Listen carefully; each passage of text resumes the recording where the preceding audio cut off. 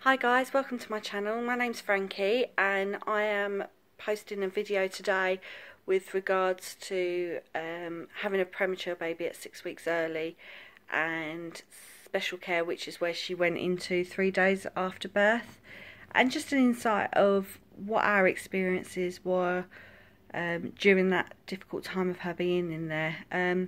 I do post videos, and I have previously posted videos with regards to our IVF journey.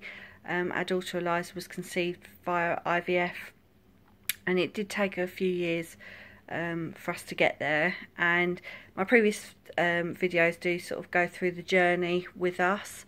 And also during my pregnancy I did have an incompetent cervix, so I had to have the stitch. So perhaps you've been through similar things, or you've come across my channel because you've been searching for those things.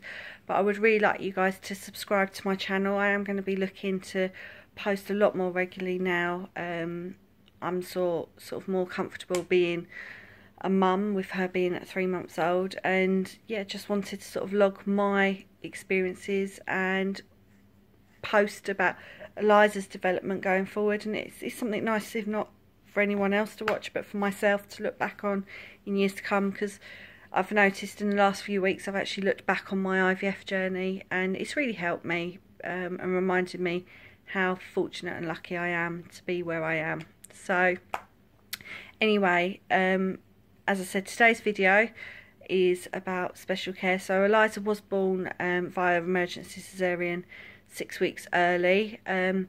Half expected, half unexpected, because due to the cervical stitch we were always warned that my labour could be preterm. But for my waters to break when I'd been to work that day, it was quite unexpected and quite a whirlwind experience actually giving birth to Eliza. From the moment we were wheeled into recovery from my emergency caesarean, Eliza was weighed and she was at 5 pound 8, which was great, but not too sure what the processes are in other countries. I know that they're probably more enough similar, but one of the first tests they do is check for baby's blood sugar level, and Eliza's was coming out extremely low when she was born. They did decide there and then that it would be best if I bottle fed, which actually suited me at the time because I wasn't confident enough with the idea of breastfeeding. So we did have the Aptamil do small baby bottles with sterilised teats that you just attach, and we tried to feed her on just one of those bottles initially once she was born, and she wasn't taking to the bottle very well, and her blood sugars wasn't rising. So the midwife who was caring for me in recovery took the decision to contact special care and send our baby to special care, basically. For Jake and I, it was probably the hardest thing to face. I really struggled with it because I felt I hadn't bonded with Eliza, and I'd had a few complications with my caesarean where they had to do further treatment on me in recovery, and I felt this all had happened at once. So Eliza was taken off of me. The midwife had tried to force feed Eliza with the milk to get her to take more. Special care had come down and wheeled her out in a cot and hadn't really told us where they were taking her, and the next thing I knew I was being crashed and further things were going on with myself. And to be honest, it was probably one of the most scariest things for me to experience. And for a first time mum, even though I would never complain about my treatment in the hospital because what they did do for Eliza and myself was amazing, but I really felt that the midwife had no compassion at the time for being, you know, it's all extremely new to you and it's your newborn baby, it's the most precious thing, and she was literally taken from our arms and wheeled off with no explanation as to where she was going. All I remember is I was telling Jake to just go, go and follow where they're taking our baby.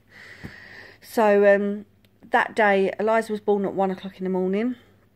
By the time she got taken by special care, I would have said it was about 4 in the morning. And what happened was we contacted my mum, who agreed to come down, give Jake some respite, because he had been up for 3 days with my labour. So Jake went home to have sort of 3 hours sleep, because special care initially didn't want us to go into the unit. I was wheeled to maternity from recovery, and my mum just helped me get showered down, get changed into some real loose cotton clothes, and just calm me down, because the post-pregnancy hormones hit in immediately. So I was just crying my eyes out the whole time. And it did help me with regards to the caesarean, as in it forced me to get up and have a shower, because all I wanted to do is just clean myself following labour, wash my hair, and just get down to my baby. So once we had sort of got to that point, I sort of said to my mum, you know, I want you to wheel me down. And the hospital where Eliza was born is actually linked to King's College Hospital, and special care unit is just called scbu, which is special care baby unit. And we went down there, and it was probably the most frightening thing to have seen, because Eliza was in an incubator, eyes covered up, and she had all these wires coming out of her. And what they were explaining to us, the doctors, was that Eliza's blood sugar wasn't going up as it should be with the milk intake. So what they had to do is cut the milk and start feeding her glucose, and slowly introduce the milk back into her system, and that it would take a few days. And for a new mum, it's the hardest thing, being told you can stroke your baby's hand, or you can touch their cheek, or at the moment we'd rather you don't hold the baby, because, you know, we've just had her wired up, and it's, you know, we don't want the wires moving. And for me, I was really concerned that I wouldn't bond with Eliza, and I found it really hard. I really did, and it caused massive issues for Jake and I at the first few days, because tensions were high. You know, we both wanted to hold our little girl. Every time we were asked to leave to give them a break to work on Eliza as such, because 4 or 5 doctors would be around this tiny incubator, you'd come back and there was always something further they were telling you, or something further they were testing, and what you'd been used to seeing suddenly would change. So sometimes Eliza, you'd go in and she'd have the goggles on, because she'd have the UV light on for her jaundice, and then there'd be other times where she they would try and feed something through her tummy button for the glucose, and she'd have this massive cotton reel almost coming out of her tummy, and it was just, for us, it was frightening, because she was a newborn baby. She was so tiny back then, and, you know, pricking her feet were black and blue from all the glucose tests, because they were testing her every 3 hours. And yeah, it really did put a strain on us for first time parents. It did put in perspective the day we took her back to maternity, because we were fortunate that she was only in the ward for 3 days, and to look around and see that there were parents that were there before Eliza arrived, that were still there as we were leaving, really put it in perspective for myself, if anything, to pull myself together, because, you know, we were fortunate enough to be going to maternity, and Eliza was strong again, and she'd built her glucose levels back up, and she was at an adequate level at that point. But for the first few days, it was challenging, you know, to be told that we weren't there for the first nappy change. And because when I'd given birth to her and I was in recovery, under her cot was her bag of bits. And when my mum first took me into special care, Eliza was in a baby vest, and somebody had already changed her, because when they took her off me, she had no clothes on. And it was just little things like that that really hit home, that, yeah, you know, we missed out on those firsts with Eliza. What I would say though, for any parents that are going through this and maybe even nodding along, they have been through this, if you are watching this video and your baby is in special care at the moment, do take time out for yourselves to go and have a coffee 2 or 3 times a day, even if it's for half an hour, because one of the mums saw me cracking up in special care one day and her baby had been there for a month, and she gave me that advice, and I took it that day because I'd been in a rattled state because they wouldn't let me hold Eliza at all, and all I could do was put my hand into the incubator and let her hold my finger.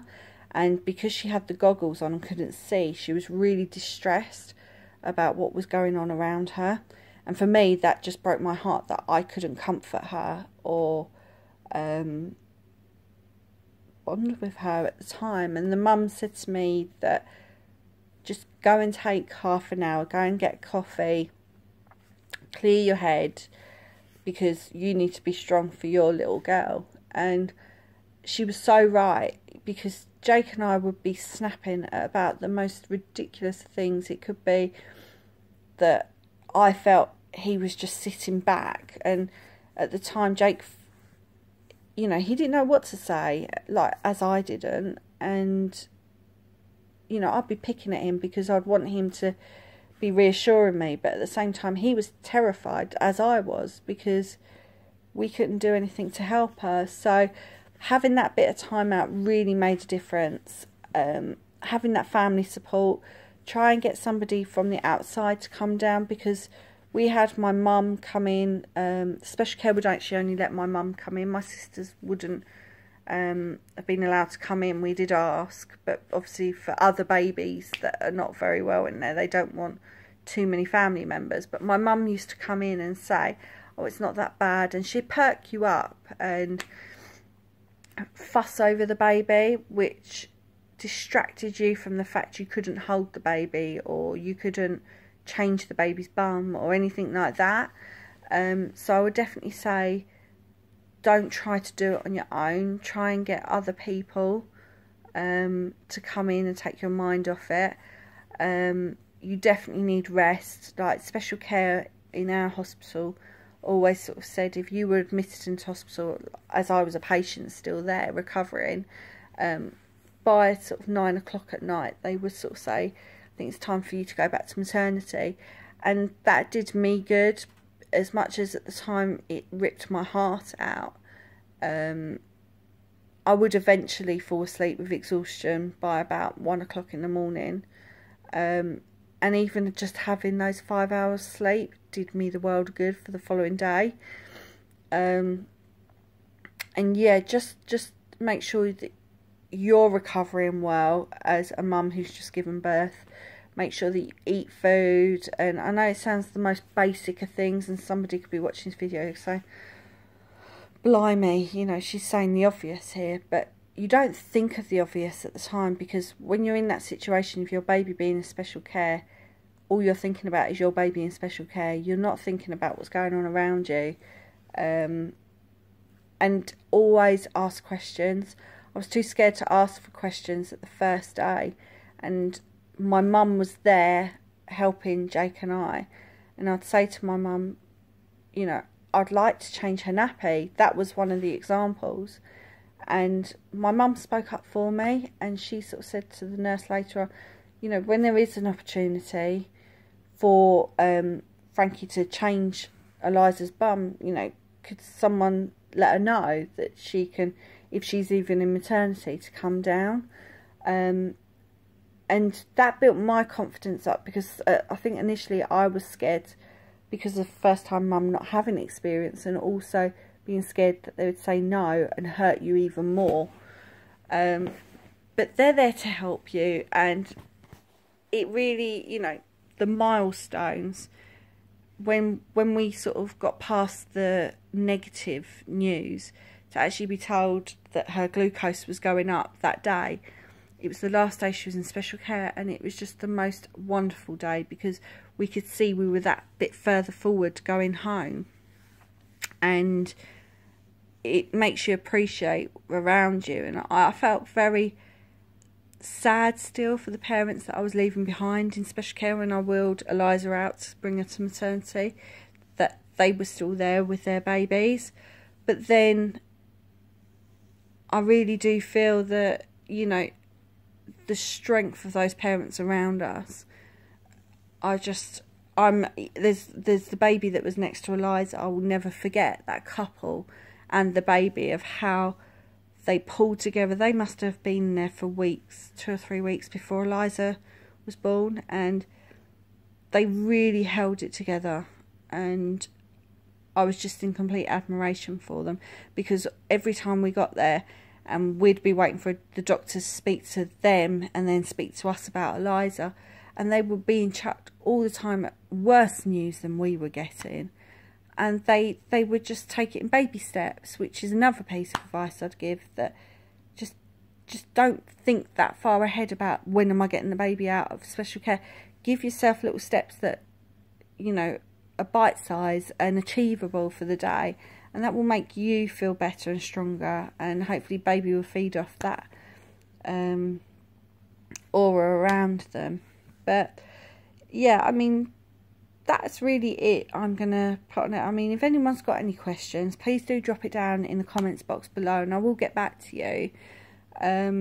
But that was just my little bit of advice in hindsight and how I felt in special care. I don't want anyone to be watching this video. I don't want any haters on there saying, you know, your baby was only in there for 3 or 4, I think it was 4 days she was in there for in the end. And yes, it isn't long, but it was still the first 4 days of our daughter's life that we didn't get to hold her for very long. If in the space of those 4 days, if I'd held her for longer than 20 minutes perhaps. And that's hard when you've waited 8 months, as in I did for my pregnancy, to hold her and bond with her. And also for Jake, because he hadn't felt her move inside like I had whilst I was pregnant. So yeah, but anyway guys, I'm going to leave it there, wrap it up. But as I said, any questions or comments, please do drop them down in the comments box below and I will get back to you. And if you are watching this video and you are going through that at the time, I just send all my best to you. And yeah, just stay strong, stay strong. So thank you for watching guys. Please like and subscribe to my channel and to this video, and I will speak to you soon. Take care. Bye.